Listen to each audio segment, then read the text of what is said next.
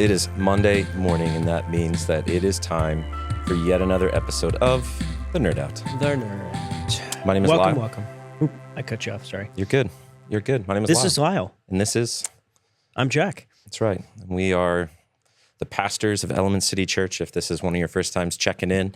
So with The Nerd Out, we just like to kind of dive deeper on the Sunday sermon. Mm-hmm. We find it's kind of a nice way to kind of close the loop of the weekend, actually, you know? Like it just gives closure, especially when you've written a sermon and there's always the things you wish you could say or the things that you feel like you could have clarified better. And so that's why we like to drill deeper, to nerd out together. I enjoy it. And it's always the stuff that gets the cutting room floor. Like last night when I looked up and it was 6:02 and I was like, oh, I have a closing story I can't share. That's right. So we look forward to hearing that. So you get to hear it today. Spoiler alert. There's going to be another story coming in today. So last night we were in Philippians chapter 2, verses 1 through 11. Actually, a really famous passage. It's kind of interesting. We keep saying there's this really famous passage from Paul. And the reality is like half the New Testament quotes are like famous passages. He wrote 13 books. So, yeah. You know, still an important passage from Paul that just kind of, it kind of flips the kingdom value. It shows that the kingdom values are very upside down compared to earthly values. Yeah. Yeah. It's one of those beautiful passages that begins to push back against what we would say is the American dream in some ways. And I mentioned that last night that, again, it's not that the American dream is bad, but it's kind of a cultural dream and push that the gospel pushes back against. And Paul kind of frames it out of saying, hey, no, live for others. Don't just live for yourself, in essence. There's the short version of the point of it. And where do you think that the American dream, like what is the balance then? So for someone at home, to say that the American dream isn't bad necessarily, like where does it start to go south? I think I mentioned last night, it's the pull toward upward mobility, and that's the contrast in this famous passage, is that Jesus, being fully God, steps out of the privileges and of that. He maintains his deity, so he doesn't leave his deity in heaven. This is the beautiful part of the incarnation, that Jesus is fully God and fully man. Do I fully understand that? Probably not.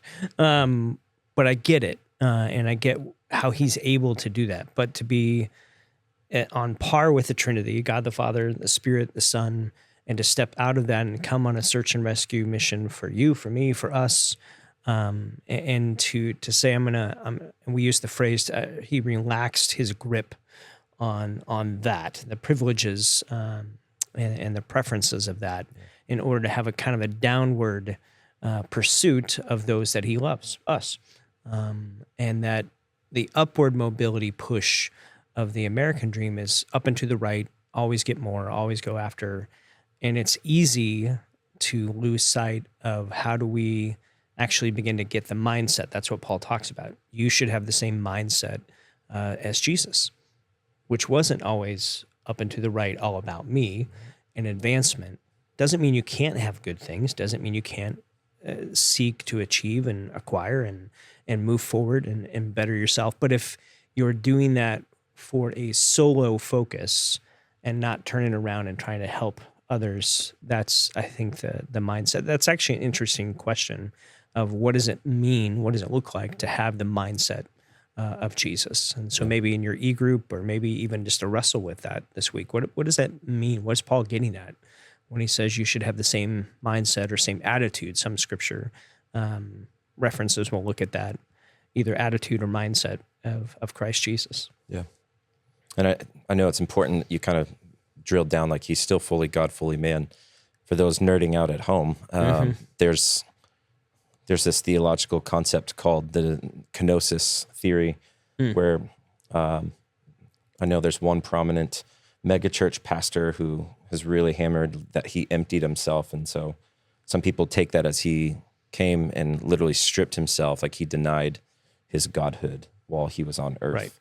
And I think that that's important to call out, that that's not what gets affirmed, not just in Scripture, but even throughout church history, like the church fathers, they've had arguments Right. over this in the past, and consistently it's been called out that he was still fully God, even Right. as he was fully man. The whole point of that was the fact that he came low.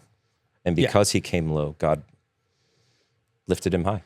And that's the beautiful ending part, verses 9 through 11, is because Jesus modeled this, and his life, his death, and then ultimately God raises him up in the resurrection to affirm, puts him at the highest place, that every knee will bow, every tongue confess that Jesus is Lord. Whether, and I guess the opportunity for us is to make your choice of when you're going to acknowledge that. In this side of glory, we get to choose Jesus. And if you choose not to choose Jesus, you still will bow the knee and confess that he is Lord. It's a better result if you do it now. It might be kind of sweaty. Yes, A it little might be a little steamy. if you And we don't want held that off for on that. you, for anyone. So you said something interesting about the American dream, just that when it's solo focused, like that's where it can start to really go south. So it's interesting in American culture because of how hyper individualized we are, especially in Western Right. culture nowadays. I think it's easy to forget that we read this book from the ancient Near East, that the context was always a context of community. Right. So even in the midst of this being written, it was always about the community, that people wouldn't read something Right. like that and take that as a personal attack. They would see this in the frame of reference of the whole church. Yes. And that's actually, I mean, he hits at that, the idea of unity. That's one of the major themes coming through this book. In fact, we mentioned last night, we mentioned a couple other times that he's getting ready to call out a couple people in chapter 4 that made it in the Bible of like, hey, shape up. Not as bad as Demas, right? Yes. We don't Demas want- is the one where Paul's like, Demas has deserted me. Yeah, you don't want to be Demas. But anyway. Remember that youth group sermon? So it's this idea of, okay, conformity and unity, and the juxtapose of that. The conformity is not, okay, everyone be exactly the same. You're unique, I'm unique, you're unique. We have different talents and gifts and abilities, passions. And so our stories are going to be not to be conformed to be exactly the same, but we are to fight for unity. And how this lives out in a communal context was to seek to live out the best for others, and not take it as hyper individualistic, which we have a filter in our culture to see that everything from your phone, like you don't have to be famous to have your perspective altered. The algorithms do that for you. Yeah. I get to pick what music I like.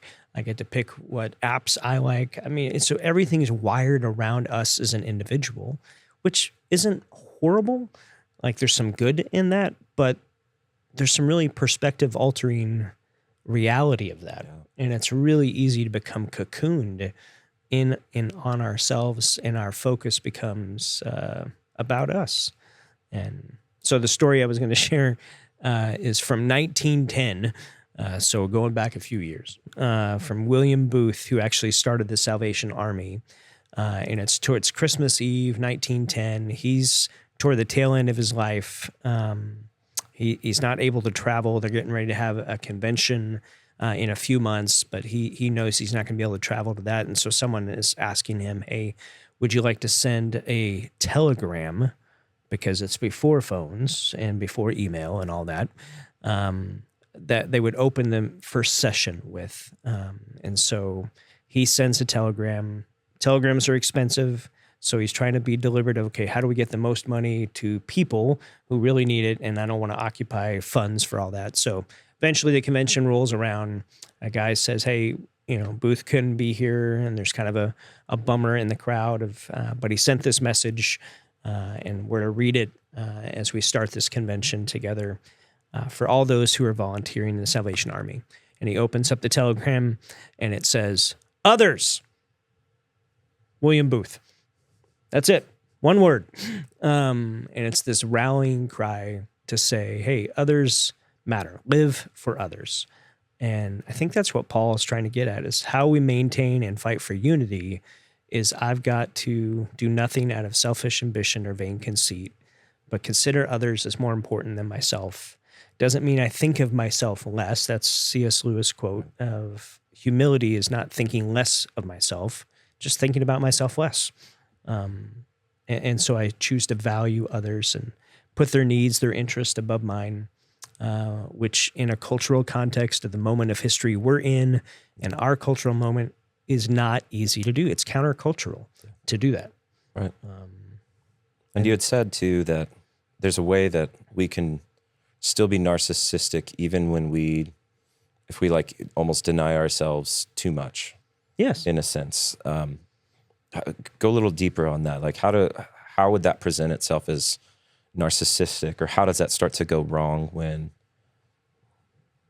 that happens? When we ignore our own value or ignore our own giftedness, and we can elevate others to a place of demeaning ourselves or devaluing ourselves or not even taking ourselves as having value or worth. And so it's easy to say, okay, I'm going to serve others. Great. But if you serve others and ignore yourself, and so therefore you're not taking care of yourself, whether it's mentally, physically, spiritually, because you're always pouring out to others. It's like one of my mentors said, you can't pour from an empty cup. That you've got to have some stuff in the tank for you in order to be a healthy enough person to invest in others. Right. So that's where I was going with that. Well, there's also the American dream side of like that can become not just narcissistic, but it becomes false humility. Yes. It's a pseudo. Yeah, like it comes off as humility because you want to consider others better than yourselves. But what's interesting is Jesus came with the mindset of, I'm here to fulfill the mission of the Father. Mm-hmm. I'm here to fulfill the purpose God has set for me. So he knew he was coming low. Like he chose servant leadership, not because he chose to be exalted. He already was exalted. He knew he was exalted. He chose humility, whereas the American dream might hear that message and be like, oh, so if I choose humility, then I'll get everything that I want. Right. Let's be as humble as possible. I will have humble pie all the time, and therefore I will get to climb the ladder. Yeah. And it's no, because that passage is still saying, at the end of the day, even if you choose to come low, Jesus will still get to be exalted. Not like we don't get exalted in that same way. Like, yes, he prepares a place for us. Yes, there's blessing that comes from that. And yet the glory still goes to Christ in that. Yeah, and that's where we find our story still underneath his story. Because I didn't give my life for anybody. He did. And he had the power to do that. He was the only one being fully God who could step in and do what only God could do. And I'm to have the same attitude and mindset, which means I need to mirror that, mirror more of his DNA, his character, the way he sees things, the way he would approach things. And so the challenge we gave last night was to say, hey, you got 7 days between Sunday and Sunday. So what would it look like for each day for you to find a way to serve someone else, to actually take thought of interest, to look for ways to serve? And we challenged one another. It's really easy to want to serve people and go on a short-term mission trip, and you serve someone halfway around the world. And that's necessary, needed, and I hope we get to do more of that. But at the same time, you got to start and serve most those that are close. And it might be your family, it might be your immediate family, your coworkers, the people that you go to school with. That what would it look like to actually take thought of them? What would it look like to begin to put their interest above our own? And how could you do that just once a day?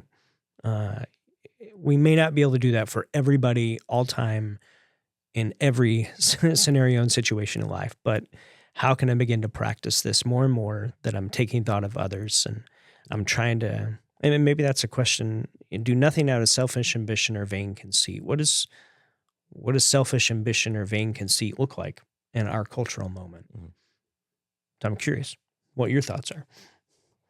What does it look like to put the interest of others above ourselves in our moment of history? Yeah, that's the question that I think a lot of the e-groups would do well to wrestle with as well, but each person just kind of individually of taking account of what are my life goals? What are the priorities of how I'm choosing to kind of live my life? What are the rhythms that I've built into my daily routine? And do those rhythms, are they promoting me for the sake of me? Mm. I think that just with what you had said about the American dream, to me, it's like I've always taken inspiration when you hear of leaders like Francis Chan, who very early on in ministry, he wrote a book called Crazy Love. I say early on, but he had pastored for years before that.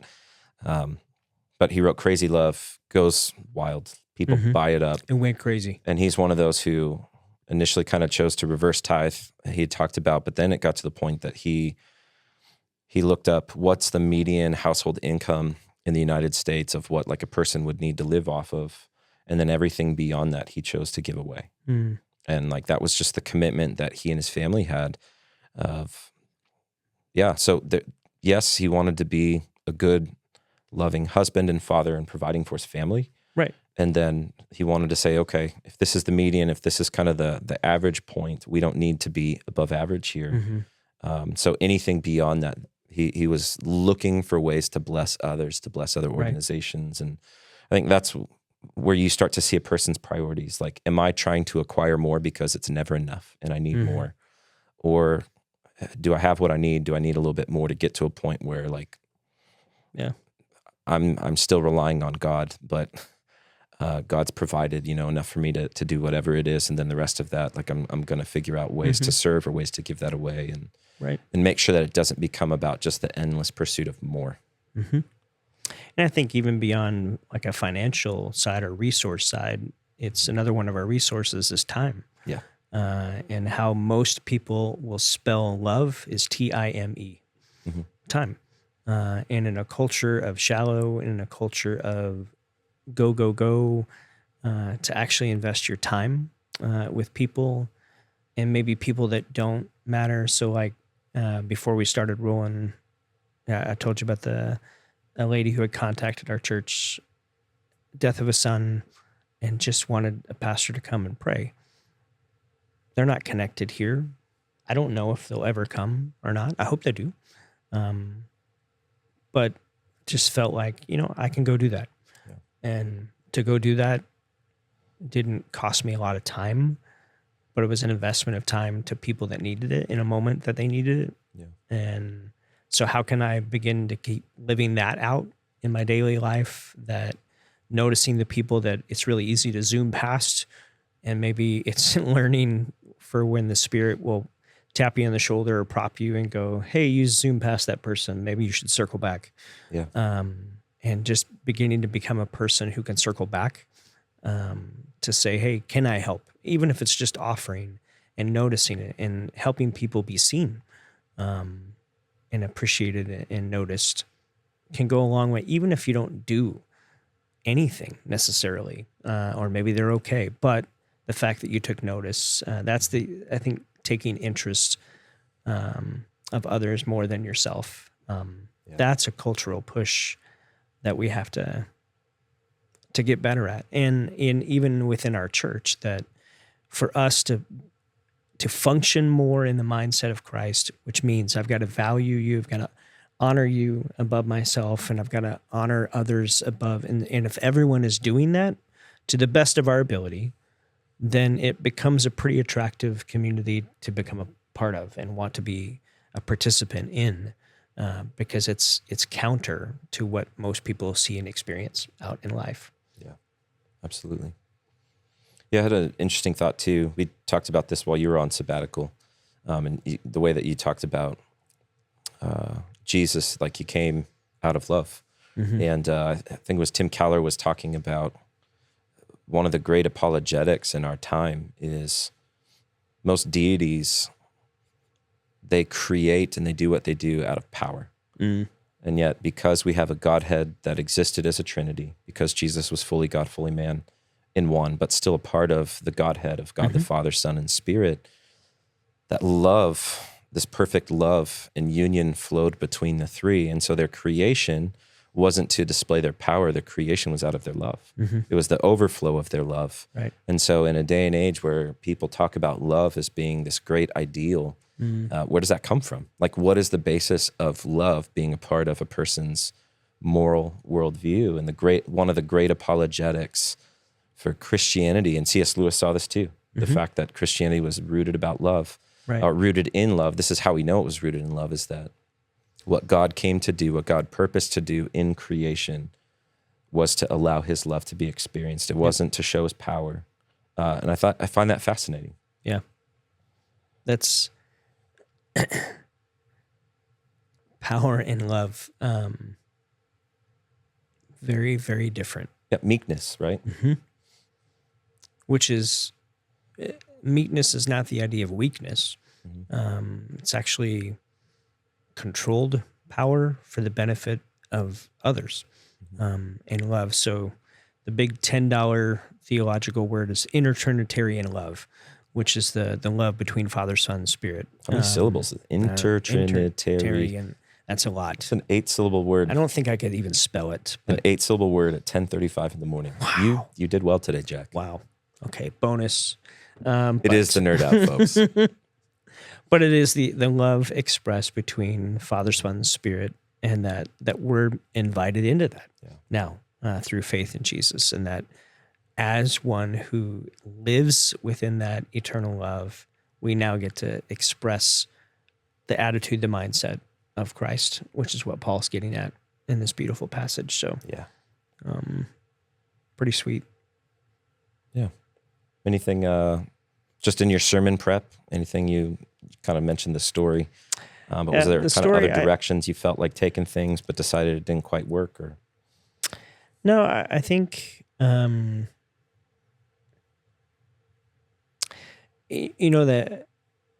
truth of our culture, I talk about this all the time, that there's problems to solve, tensions to manage, and that I just think this is going to be a constant tension that I have to manage in my own self, that we have to manage collectively and individually.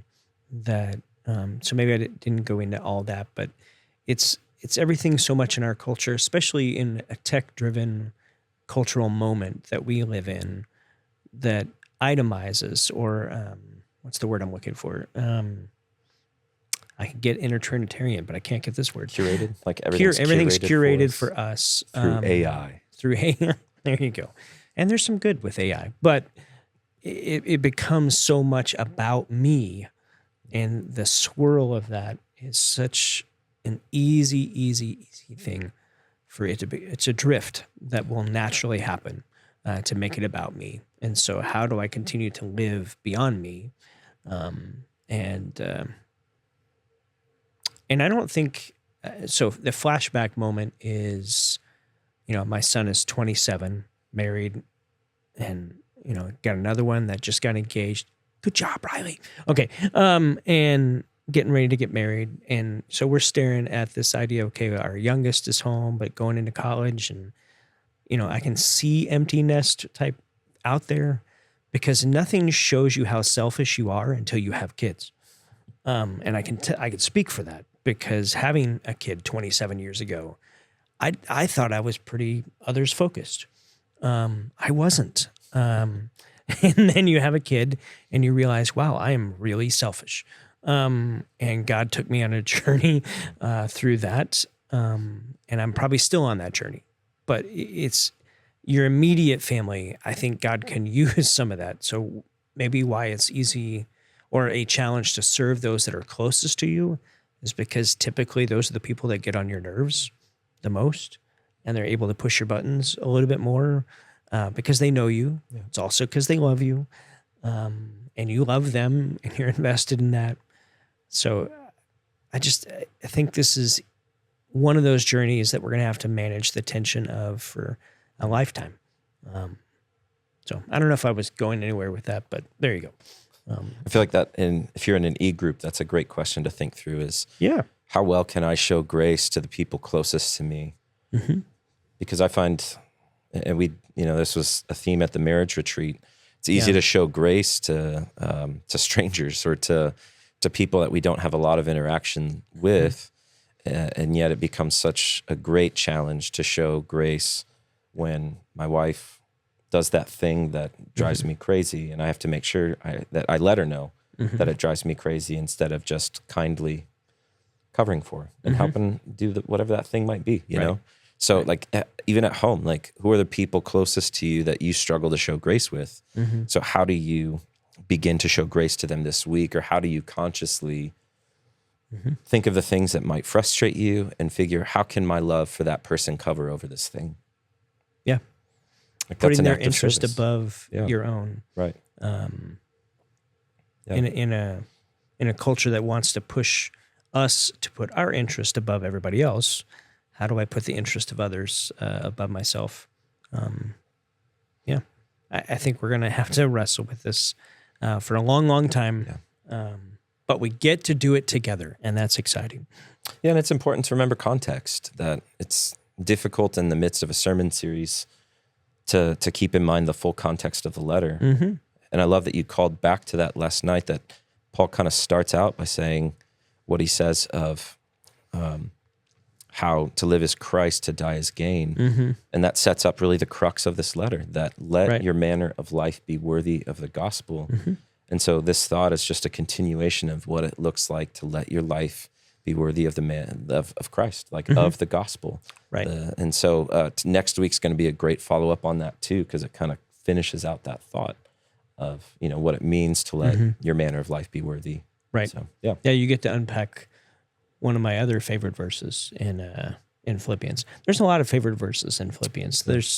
He's got a lot of famous ones in that one. But any other questions for e-groups that would be kind of healthy for them to wrestle through, or good discussion starters for them? You know, verse 1 talks about, and we mentioned this in the message, that it's almost like he uses if-then statements. If you have encouragement from Christ, compassion, comfort, then, but it's really this idea in the Greek, it's because you've experienced this. And so maybe to unpack as a e-group or even on your own, how have I experienced the compassion, the comfort, the encouragement of Christ, and even making some bullet point list of thinking back over the last year, the last 6 months, even the last decade. How has God's encouragement met you, or comfort met you, compassion met you? And the more I think that we dwell on that, then, as he says, then we actually get to live, and we'd want to choose this mindset and this attitude of Christ. And I don't want to live with vain conceit or selfish ambition, because I'm continually anchored to everything Christ's done for me. So either for your group to say, hey, here's 2 or 3 ways that God's done this for me recently, or to make out a list. If you're struggling with a quiet time, maybe just go, hey, I'm going to take 10 minutes and think through over the last couple of years of my life, how have I experienced God's comfort, his encouragement, his compassion that's met me. And sometimes just seeing it on a piece of paper when you write it out has a way of just warming your heart to go, gosh, God's been more active in my life than maybe I've given him credit for, that I've recalled. And when you live from that, it's the idea of kind of what Jonathan hit last week, the idea of when we understand our identity, or we understand the benefits, Psalm 103, forget not all his benefits, that it has a way of framing how we see things. And we see it in a more holistic and a better perspective. Yeah, and don't forget that God uses people to do that. So I think oftentimes when we struggle to put some of this into action, I find it's helpful to look at other people who have done this well when they put it into action. And so even as you consider God's compassion or God's mercy in your life, as he's displayed it through relationships, through other people who've mentored or invested in you or poured something into your life, how can you go do that for someone else? I think that's a great way to take that and kind of put that into action. Yeah, I think that's how this whole section of verses gets lived out. And again, that goes back to the communal nature of Scripture and God's call for us, is that we do this within one another. It's living out the one another's of Scripture. So you've done that for me, and I appreciate. Oh, thanks. God's used you to pour encouragement and comfort at times, and I hope I've been able to pour some of that into you at times. And, Absolutely. And We're in the trenches together, bro. we are, man. So It's like soldiers who bond that's right. in the trenches. Although we're never in a foxhole. I never understood that. Thank God. Is it literally like a hole that a fox would? Anyway, I don't want to be there. I don't think I could. Yeah, I mean, I could. I know I could if I had to, but Right. I don't know why I even asked that question. all right. Well, I feel like that's a good spot to Yeah. to put a pin in it, as they say. We'll pick I back don't up know next who week. they is, but that's right. We'll be That's back true. next week. Sometimes you just say they and no one knows. We never do. So may the Lord bless you, and may he watch over you and use you to invest in others this week intentionally and deliberately. And may it actually stir a story of how you see God at work through you to be a blessing to others. And if you get some of those stories, leave a comment or send an email. Let us know. Send us a text of, hey, I actually practiced this, and this is what happened. And we'll see what kind of ripple effect it can have across our community and our friendship networks. Yeah. Well, thanks for joining us for another episode of The Nerd Out. We'll be back next week going through Philippians chapter 2. Was it verses 12 through... I was 16? assigned 12 through 16, but I may take a little bit more because... Yeah, you're picking up in 3:1. So considering chapter 2 ends in verse 30. Yeah. I'm just kidding. I'm not going to cover 12 I was going through to say, 30. I just had a... It's way too much. Way too much. Keith does a lot of talking with people in the last part. We're like, Exactly. Which we can dive into deeper on the Nerd Out. True, you could do that. Because those people, I think, are a great example of what it is we're going to cover next week. So there you go. I think that's why he lists them. Ooh, good caveat. There it is. That's a tease. Good tease. That's right. So join us next week. Hope to see you in church on Sunday. We loved getting to worship together. I think it's just a blessing for us to come together in community, to remember that this is community. And this is just yet another way that we try to help foster some of that engagement through the Nerd Out. So glad that you could be a part of it this morning. Pray that you have a great week, that the Lord's blessings will be with you, and we'll see you soon.